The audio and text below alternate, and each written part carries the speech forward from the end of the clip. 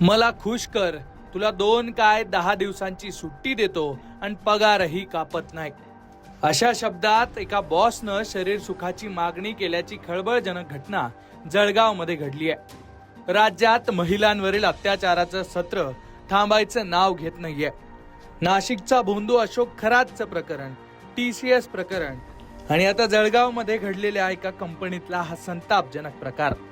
एका नामांकित कंपनीत आजारी मुलीसाठी सुट्टी मागणाऱ्या महिला कर्मचाऱ्याकडे वरिष्ठ अधिकाऱ्यानं शरीर सुखाची मागणी केली आहे. या प्रकरणी जळगावच्या धरणगाव पोलीस ठाण्यात गुन्हा दाखल झालाय.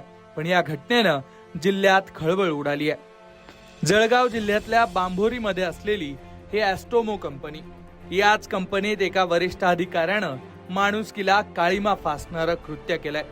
जनार्दन नावाच्या या नराधम अधिकाऱ्यानं एका महिला कर्मचाऱ्याच्या हतबलतेचा फायदा घेण्याचा प्रयत्न केलाय. पीडित महिलेची मुलगी आजारी होती, त्यासाठी तिनं फक्त 2 दिवसांच्या सुट्टीची मागणी केली होती. पण या बदल्यात अधिकाऱ्यानं तिला जे उत्तर दिलं ते ऐकून तुमच्याही तळपायाची आग मस्तकात जाईल. तू खूप सुंदर आहेस, तुम्हाला खुश कर, मग 2 काय 10 दिवसांची सुट्टी देतो आणि पगारही कापणार नाही, असे अश्लील शब्द वापरत या नराधमानं पीडितेचा विनयभंग केला. तो एवढ्यावरच थांबला नाही, तर पीडितेनं जेव्हा त्याच्या चुकीच्या गोष्टींना विरोध केला तेव्हा तिला मारहाण करून जमिनीवर पाडलं आणि अश्लील चाळे सुद्धा केलेत.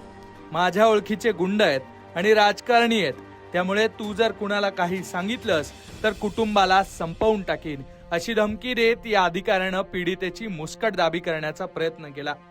या प्रकरणातली धक्कादायक बाब म्हणजे आरोपीनं पीडितेचा आक्षेपार्ह व्हिडिओ व्हायरल करण्याची सुद्धा धमकी दिली.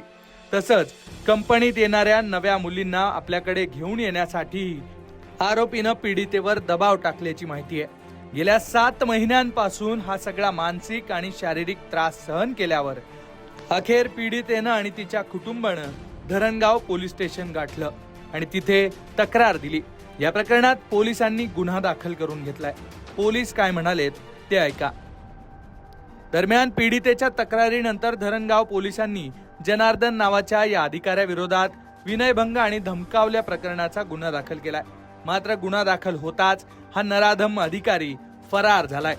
आरोपीचा शोध घेण्यासाठी पोलिसांची पथकं रवाना करण्यात आली आहे. पण प्रश्न असा उरतोय की कामाच्या ठिकाणी महिला सुरक्षित कधी होणार आहेत?